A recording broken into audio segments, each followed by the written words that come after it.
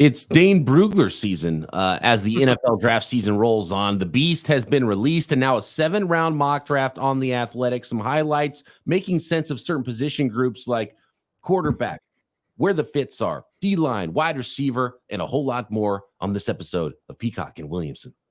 NFL analyst Brian Peacock and former NFL scout Matt Williamson bring you expert NFL analysis every day in less than 30 minutes.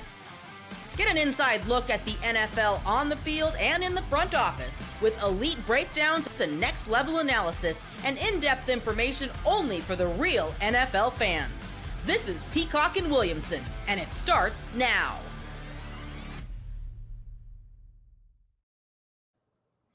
Welcome to the Peacock and Williamson NFL Show. Brian Peacock alongside Matt Williamson at BD Peacock at Williamson NFL. Thanks, everybody, for making us your first listen on the Locked On Podcast Network, your team every day. I hope everyone's tuned into the Locked On Network mock draft special that Matt and I co-hosted. Had a really good time with that 6-episode extravaganza. You can find it streaming on the Locked On Sports Today, YouTube, Amazon Fire TV, and as well, you can find it here on the Peacock and Williamson podcast feed.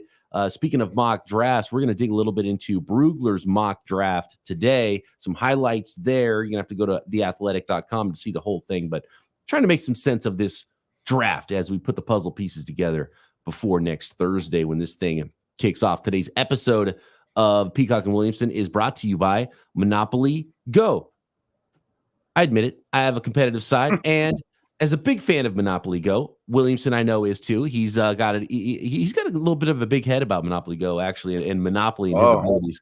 But it's the twist on it's a mobile hit twist on the classic Monopoly. So join your friends, join Williamson, and download Monopoly Go now free on the App Store or Google Play. The draft is kind of a game, right? This is a game. The way the GMs play it. We're hearing quotes that are coming out of buildings and anonymous scouts. I love the anonymous scout quotes, and some of them are just out there. And I think to myself, how did you hire this guy to evaluate your team? And sometimes you get some really good insight, which makes all this more difficult because not only you put on tape, and it's almost like you're watching a video game. It's a Madden character. There's not a person there. It's a player. You're evaluating the player. Oh, they can do this. They're fast. They've got oily hips. Look at that get off. Ball skills. You see all these things for a player, but there's human beings behind that. And there's so much more to evaluate there than just that these teams have to figure out, and what makes a player great, what makes a player wash out of the league in a few years. And so there's so much to it, fits for certain styles of play. So as we dig into this Dane Brugler 7-round mock draft, I want to go through some highlights. And of course, we're going to start at quarterback, but I think there's a few layers to peel back here as we go through some of this. But before we get into the picks, you said some good stuff there that I wanted to touch on too. Like, as is the case now, and the world keeps getting smaller and more social media, more so than when I was a kid or even 10 years ago, you get negative stuff on these players. And I urge fans of their favorite team to, first time you hear something negative about this guy, maybe he doesn't love football, Adonai Mitchell has an issue with diabetes, blah, blah, blah. You can't just be like, well, I don't want him anymore, because then you're not going to end up with anybody, because these guys have a lot that we don't know about that you do when you're in the building wrong with them, just like I do, just like you do, just like everybody does, right? It's flawed human beings evaluating flawed human beings. And the way I look at it is I put it this way. Everybody can think about, friends, family, people close to them. Would I hand the keys to a franchise to some of my friends? Heck no, I wouldn't. And I love my friends, and I'd hang out with them all day long, but I wouldn't trust them with some of the draft picks that teams are throwing out with some of these guys too. So you do have to evaluate it, and the better you know them, the more you know what role they should play in your life or, on your football team.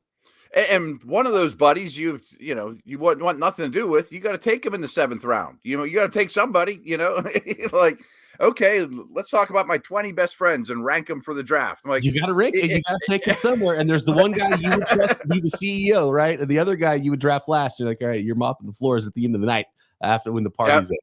And even that CEO guy, it's like, yeah, but after about his 6th beer, I'm not sure.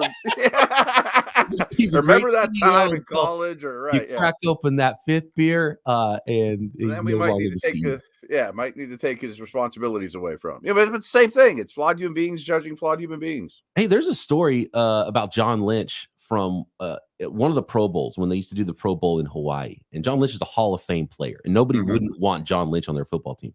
But apparently, one of the nights that they're tying it on, there's a story that he had 30 Mai Tais. Like 30.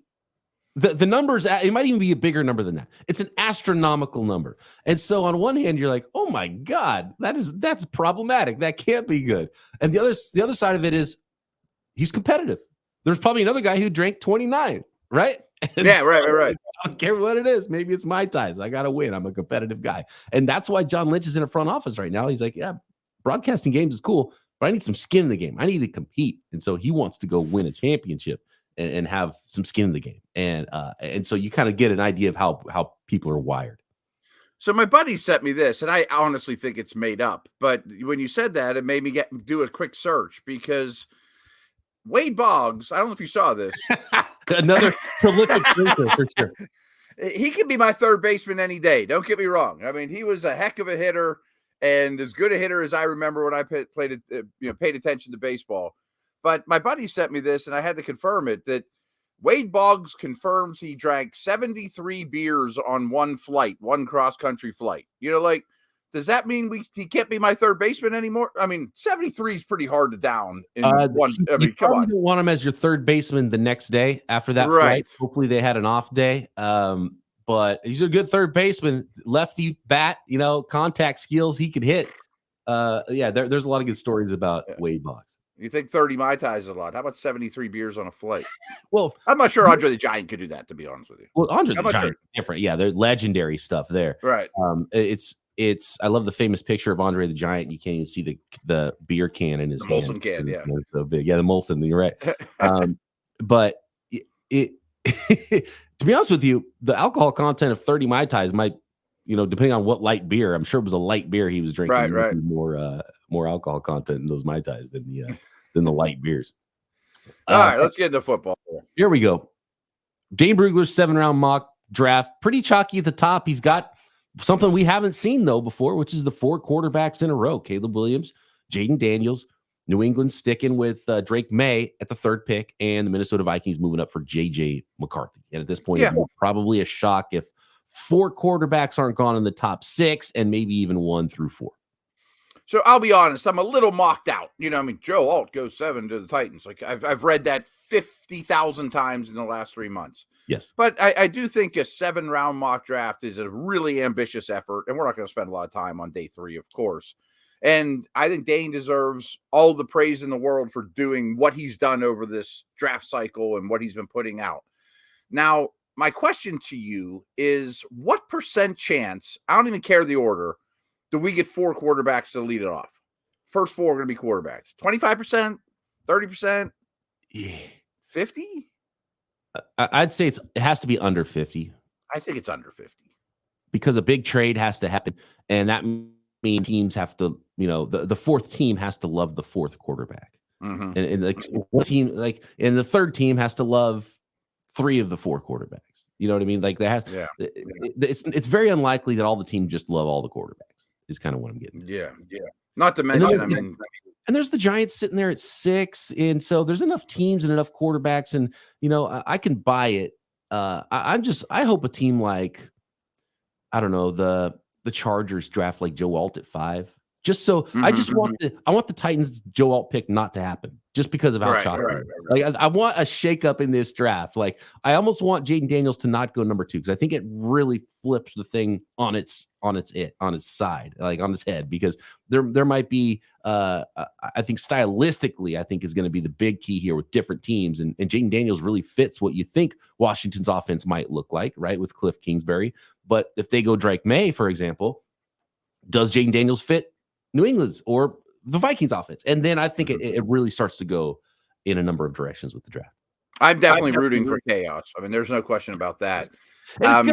It's insane. It's always insane. It's It not always gonna is. be Chucky. It's not going to be Joe Alt. It's not going to be the Atlanta Falcons sticking and picking Dallas Turner. It's No. not going to be Romo Dunze falling to 9 to the Bears. It's not going to be Brock Bowers to the Jets, even though that is the betting and that's the way I would bet it would go right now. It seems obvious that it should go somewhere like that. It's not going to. It never does. Never does. And back to the 4 quarterbacks in a row percentages and whatnot.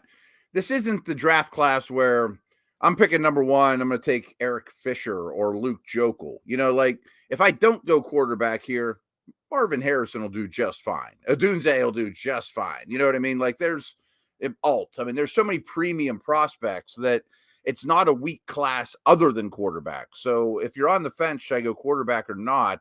I think some teams will just be like, give me Harrison, you know? So the top 4 picks were quarterbacks, but something fascinating that I love that we've talked about on this podcast, Matt, happened at pick number 5. And there was another quarterback trade in the first round. And then I want to kind of dive into the second round, some of these other positional groups, you know, tackle, where the fits are, tackle, D-line, wide receiver, especially in this draft. Okay. Today's episode of Peacock and Williamson is brought to you by Monopoly Go. We've all been there either as a player or a fan. It's halftime. The scoreboard's not looking good. You're feeling low. Not sure if you or your team can pull out a win. That's when you dig deep, you lift your head up, and you say to yourself, it's time to get back in the game. It's time to pull off some bank heists and take as much of my friends' money as I possibly can. That's right. The Smash mobile hit game, Monopoly Go, lets you compete with your friends to get the most riches and build the biggest empire.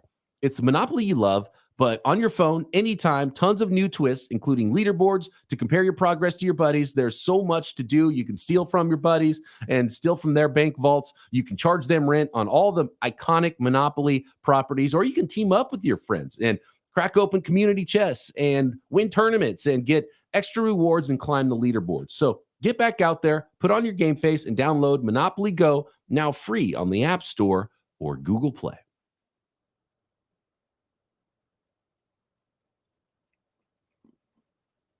So pick 5. This is a scenario I love. We've already seen Monty Ossenfort do his work around the NFL draft for the Arizona Cardinals, and he has them after trading down with the Vikings, going right back up with 11 and 23 at pick number 5, with the Chargers now moving down and selecting Marvin Harrison Jr. after all. So the Vikings do both in this mock draft, and it would be fascinating if Monty Ossenfort and the Arizona Cardinals could pull this off, Matt. But if they could trade down, potentially just add a free first-round pick and still get their number 1 player on their board and Marvin Harrison Jr. at pick 5 instead, I mean, it'd be phenomenal. That's phenomenal. I mean, even if it would be 6 or 7 and ended up with the Dunze or, you know, Neighbors or somebody like that. If you could pull that off, the double switch like they did last year, that would be ideal for this team. And I love it. Real quick, I've been meaning to ask, or I should just do the homework myself, but everyone's like, Harbaugh would never take an Ohio State guy. First of all, he's unbelievably competitive. He'll take anybody. I mean, he would take, you know, someone from the biggest rival no matter what.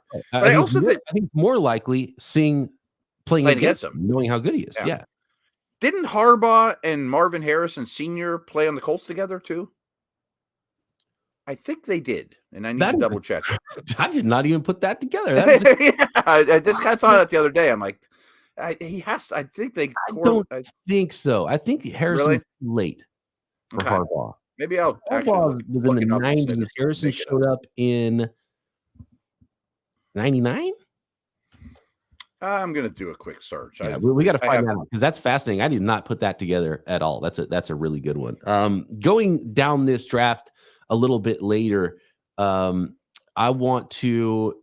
So after the Chargers move back down, J.C. Latham, I think it's a perfect fit. I've had Latham to the Chargers. I think it fits Harbaugh, right tackle. It just is a perfect fit for everybody with that trade. When I've had in the past the Vikings going up to pick 5 for their quarterback, and so I love that for them there. I'm looking at another quarterback trade, and let me know, Matt, when you find out that information, because I'm fascinated. Okay, I got it right now. Okay, Harbaugh played for the Colts from 1994 until 97. And Marvin got there in 96. So they had 2 years together. Marvin's first 2 years were with Harbaugh. How about that? That's fascinating. That is awesome. I've heard no one bring that up before. I wasn't sure if I was pulling that out of my butt or what. I can't seemed believe like it had to be put close. that together. Right. How about that? This draft is crazy, by the way. We got a McCaffrey, we got a Rice. Do you know Ed Reed's cousin and nephew are in this draft? Yes, I did think about that. I saw PFF folks posted a video of the Air Force safety, right? I think so, yeah. Trey Taylor, I believe is his name, and he is the cousin of Ed Reed. And man, when you see him fly downhill, you can see some Ed Reed in there. Yeah. This is a late round pick, undrafted free agent type out of Air Force. The dude can play. He's got a cousin and a nephew. I mean, Ed Reed has two siblings. I mean, we got Alt's kid. I mean, this is the legacy's getting crazy nowadays. But anyways, and how about this? Here's another one I learned because the 49ers worked them out. Roger Rosengarten, who played right tackle with Troy Fautanu playing left tackle at the University of Washington. Roger Rosengarten's high school coach was Ed McCaffrey. So, I mean, McCaffreys are just everywhere. They're all over the place. Yeah, there's just so much relationship. How about this, though? A projected trade in this mock draft, the Raiders, after not taking a quarterback at pick 13, and I already forgot who they did pick it. So they took Terrion Arnold, corner out of Alabama at 13. Solid pick, right? They come back from the second round pick 44. They add their third round pick at 77 to move back with the Lions at pick 29 to draft Michael Penix. You like the fit for Michael Penix and the Raiders at quarterback, getting back in the first round? Yeah, I do. I mean, it sounds like it would take 44 and 77. So I think you would, if we pulled all Raiders fan and said your first round pick, your second round pick, and your third round pick end up getting you Penix and Arnold, I think most people would say, I'm in on that. I mean, and I would understand it. 2 defensive tackles go in the first round, and Byron Murphy is the first of them at pick 18. I have a feeling those 2 defensive tackles, Byron Murphy and Johnny Newton, are going to go earlier than people think, because after them, it's just a weird defensive tackle class. And even they are kind of undersized guys, but the defensive tackle draft classes, like, it's kind of the opposite. There's been a million wide receivers. Feel like every year is an awesome wide receiver class. That's not the case with the defensive tackle classes around the league. And teams need defensive tackles, Matt, in the NFL. And so I have a feeling, because there's such a big drop and because there's so many projects and you just don't know what to do and how many, Braden Fisk to me is I would never draft him in the first 2 rounds. He's a completely rotational player, can't hold up against the run. And there's a bunch of guys like that, like 6 feet, 290 pounds. It's just such an odd defensive tackle class. I think it's going to make the 2 legit first round guys that much more valuable.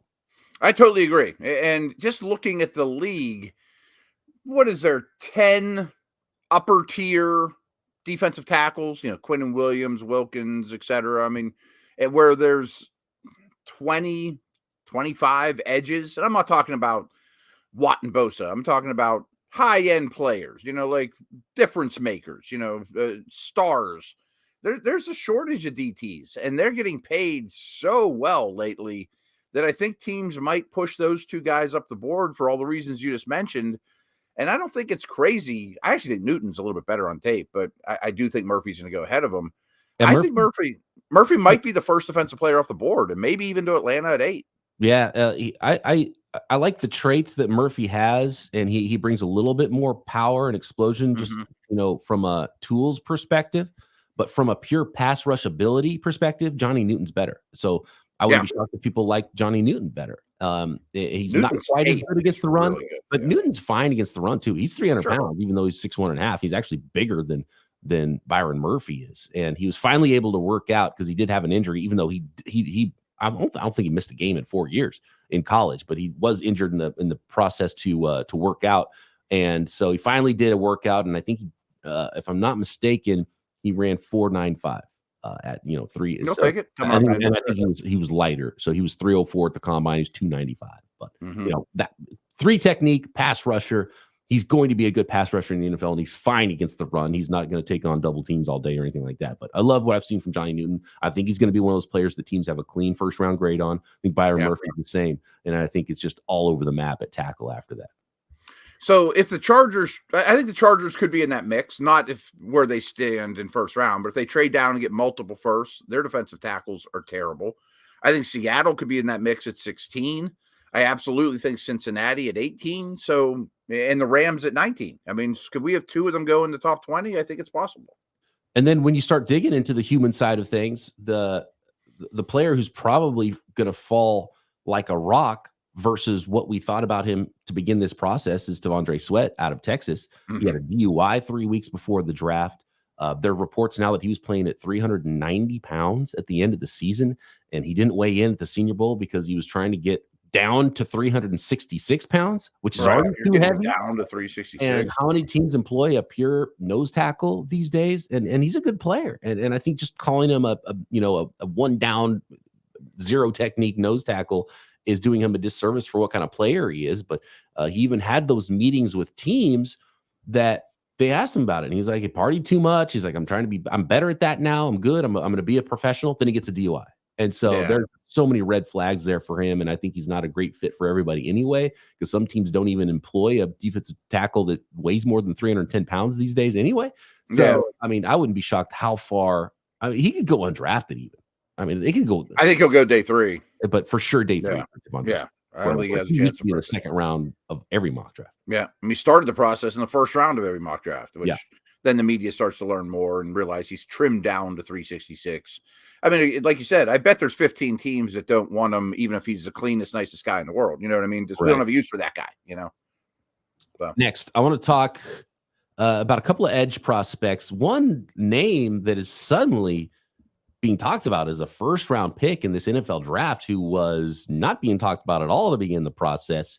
And wide receiver fits, O-line fits as well.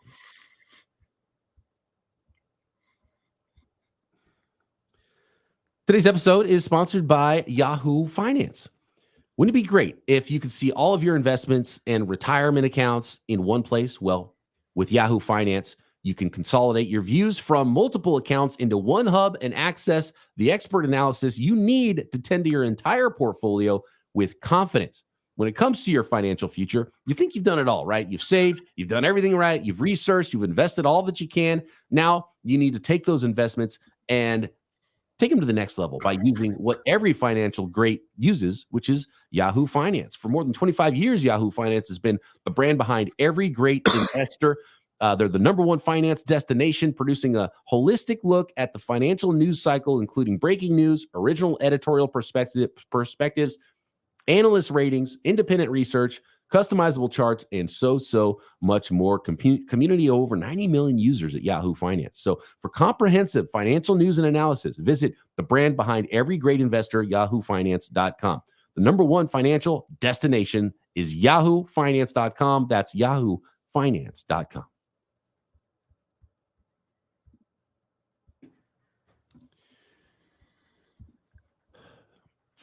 Marshawn Kneeland. Matt, talk to me about Marshawn Kneeland out of Western Michigan, because he was a day 3 guy, then day 2 guy, then you start seeing him in the second round, and now we're seeing him in the first round of mock drafts. He does not sneak into the first round of Brugler's mock draft here, but he is a player that Dane Brugler has said that would be like the surprise player in the first round, and we're starting to hear a lot more connections to that idea from different analysts out there. He's got him going 38 overall to the Tennessee Titans. Western Michigan's Marshawn Kneeland, is he the surprise first-round pick this year, Matt? So you asked me about him just now, but I'd like your version of it before we hit record, because you mentioned this name, and then you're like, I watched them, and what'd you think? Because I want to piggyback off what you thought, because I agree with everything you said. I don't get it. Yeah, I don't either. I think he's a great, day 2 prospect. Draft him in the 3rd round. Small school guy. So already, the competition level and who he's beating. And he's a one move only player, and he does have some explosive traits, and he's got some height, weight, speed that you're looking for. He's more of a power end, and he's a bull rush only player. That's it. That's the only move he has. It's sometimes successful. He's got a motor. He'll chase. There's a lot to like, but when you start talking about a first-round player, I think it's easier to, you start poking holes in guys. So I like Marshawn Kneeland. Talking about him as a first-round player, I don't see it at all. His hips are tight. He's locked up. I think there's it's not like, oh, we need to teach him, how to turn the corner. I don't know if that's in him. He's just, so to me, you got a guy like Darius Robinson who goes 3 picks later in this mock draft. Right. I think he's much more of a first round lock than Marshawn Kneeland is. If you want a power end, I think he's got better moves. I think he's got, looser hips to turn the corner, even though maybe he's not as fast. I think he's better power player and setting the edge. And I think he has more utility as someone who could be just a pure, in fact, if you're talking about just pure defensive tackles, I think Darius Robinson would be in that group with, it would be the one of the top 3 defensive tackles, but I think he can play end. I think he can move inside. So for me, it's Darius Robinson all day long. It's not close out of Missouri over Marshawn Kneeland, but apparently there's some teams that are huge fans of Marshawn Kneeland. I don't quite see a first round player there, but round 3 for sure. I like Marshawn Kneeland. That's where I think of him too. I think he's day 2 all day long and not a top 50 type player. He kind of reminds me of a less gifted version of Bud Dupree, which I don't mean as a ringing endorsement, to be honest with you. He looks the part, but one thing I want to piggyback on there too, I mean, he's a Western Michigan guy who's played a lot of football and, wasn't transfer or any of those type of things. Most sacks he's ever had in a season is 4.5 at Western Michigan. I mean, come on, man. Right. And I do think, actually, that's a good point to bring up. Chop Robinson, I think, had 4 He's sacks right in that neighborhood too, yeah. Like 5 or 6, maybe he had 7 at the most his sophomore year. I can't remember, but not huge sack production. And you start beast. He has 11.5 in his career, 4 this past year, 5.5 the year before, 2 in 2021. So right. You start to look at all these prospects, and even the guys that are like, oh, this is the best pass rusher in the draft. We had 8 sacks. I think one of the reasons is there, and on the other side of that is Amarius Mims, who's boomer bust as they get in this class because of how little he's played, but obviously has all the traits that you would ever want, and the way he looks when he walks in the room, and even some of the limited tape he has looks great for how little he's played. He's not even as raw as you would expect. Mm-hmm. But his I saw a stat, and I don't remember exactly what the number is for true pass sets. So this isn't just 104. There you go. 104 for Mims, right? And half of them were like in week 1 against William and Mary or Little Sisters of Poor or something like that. And I'm watching Chop Robinson, and I'm watching him win instantly, beat a tackle, get to the quarterback. The ball's already out. Nobody drops back and passes in college football. It's just spread. So I think defensive linemen, they're just kind of playing the run on the way to the quarterback for most of these teams. And you don't really see what kind of a pass rusher these guys are going to be until they get to the next level. So I would put that out there for some of the low sack rates for these defensive linemen in college. You really have to project what kind of pass rusher they're going to be and hope they have all the skills. And so when I see Kneeland, I just don't see I think he's really locked up and tight, and I don't see a guy who's going to be able to turn the corner. Whereas Chop Robinson, who didn't have many sacks, I see a guy who can get around the corner. I see a guy who's willing in the run game, the way he can get off the ball. I'm betting on Chop Robinson all day, being a big-time pass rusher more so than Marshawn Kneeland, and I might like Darius Robinson more than both of them if we're talking about guys who are in that late one-round conversation.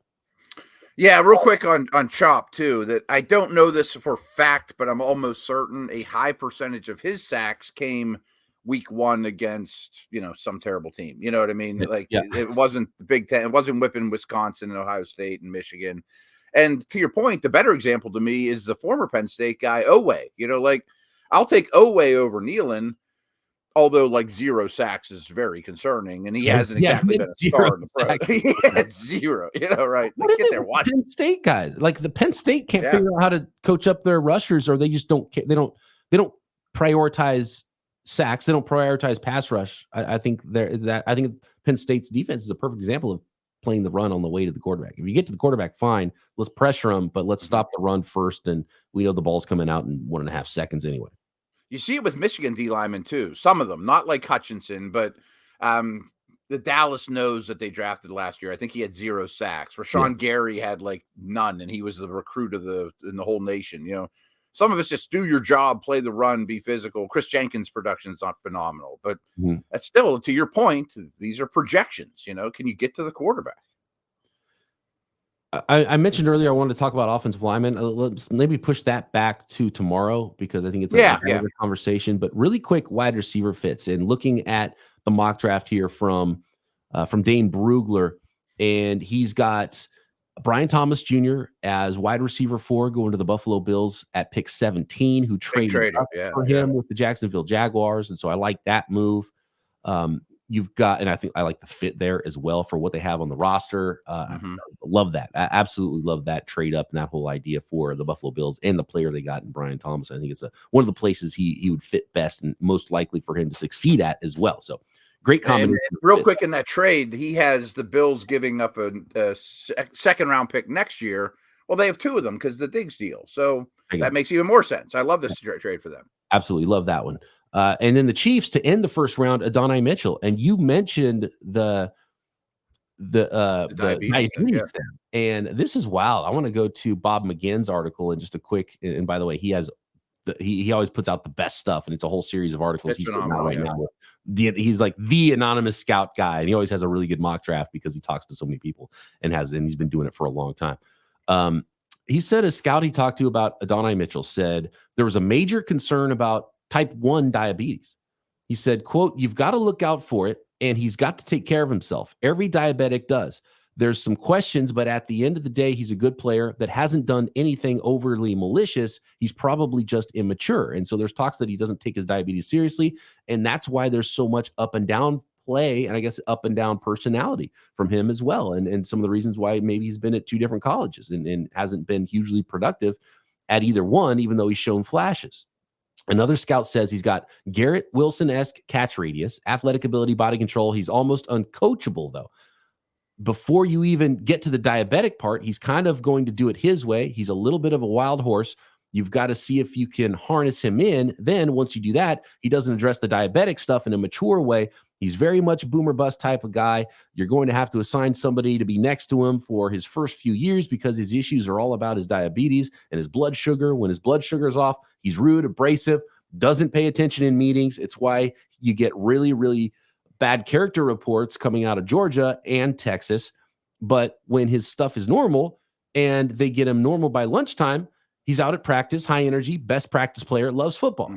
So, I mean, what do you do with Adonai Mitchell? And I actually love the fit from Dane to the Kansas City Chiefs, because if there's a guy who's willing to kind of look past some stuff and figure things out with players who might be a little bit more high maintenance in some ways and interesting characters, it's Andy Reid, right? He's been known to be a guy to kind of like, okay, well, let's figure out the football player here and we'll work around the rest of it. Yeah, I love that. I mean, it's a perfect fit for him. Everybody would love it for fantasy, et cetera, et cetera. So a couple things there. Like the Steelers brought him in, and they have a big receiver need, and people are like, they're not going to take him at 20. And I'm like, man, maybe not, but but that's why you have him on a visit. Like I'm sure 32 teams wanted to bring him in, and he had to pick and choose which ones he wanted to go to, because you have to have this conversation with him before you use a first round pick. Right? Is he unknowledgeable about the situation? I doubt it at this stage. I mean, I'm sure the people at Texas have coached him up on how you handle diabetes. Does he just not care? Is he an a-hole, or is it just immature? It's just immature, right? I'm a pro as he transitions into the league. Yeah. So I mean, I'm sure he tells every team, I'll take my medicine as soon as I get up, but maybe he won't when he's deep into his NFL life. But can you manage that? I mean, as long as again, these are imperfect people judging imperfect players, as we just started. And it makes it a little understandable if the first couple hours of the day he's awful to be around. You're like, dude, take your medicine and we'll be best buds again. Like right. There's a medical condition. There's a great reason for it, but you got to be serious about it and get it under control. And it's probably no different than if someone's coming off a different kind of, an injury or different kind of a medical. So it might be a red flag for some teams. He might be wide receiver 4. He might fall quite a bit. I don't know where to expect him to go. And what's funny is, and it's the same thing with, like, say, an offensive tackle with arm length. It's like, oh, he had 33-inch arms. That's sub-prime for us. And it's like, well, does it really matter? Well, does it show up on tape? Okay, he's having trouble. Teams got defensive linemen are getting into his chest. Then, okay, maybe he is a guard because you see it on tape, and then the numbers back it up. And with Adonai Mitchell, you see all of that stuff they're talking about. You see it on tape. You see some routes. You're like, what do you do? He had 10 games where he had 3 or less catches. I mean, And that's I think crazy. he even said, sometimes it affects me on game day and my effort wanes and I need to take breaks. And Yeah. hey, I mean, that's no different than a heart condition. Or I was around a player, I'm not going to mention his name because I don't think it's public, but he was a great player. And I would bet every dollar I own that he's bipolar, because some days was like, whoa, and some days he was phenomenal and focused on football and fun to be around. And I'll mention names to you off the air, but I mean, and it doesn't seem like that long ago. It was over 20 years ago. People know more about it now than they did then. I mean, I'm sure many players in the 50s had all kinds of issues and we just thought they were nuts, Not Antonio Brown. He might be too, but no, I was never, I was never teammates with him. I was never on staff with him, okay, right. Yeah. But that's a pretty egregious one as well. Yeah. Right. There's some issues there as well. Yes. Thanks, everybody, for making us your first listen here on the Locked On Podcast Network. Make sure you check out the Locked On Mock Draft Special Extravaganza, 6 episodes, every team's first pick, all the first-round picks, plus any team that didn't have a first-round pick. Those picks are being made by those hosts as well. So much fun this year, as always, and Matt and I will be back tomorrow right here, Peacock and Williamson.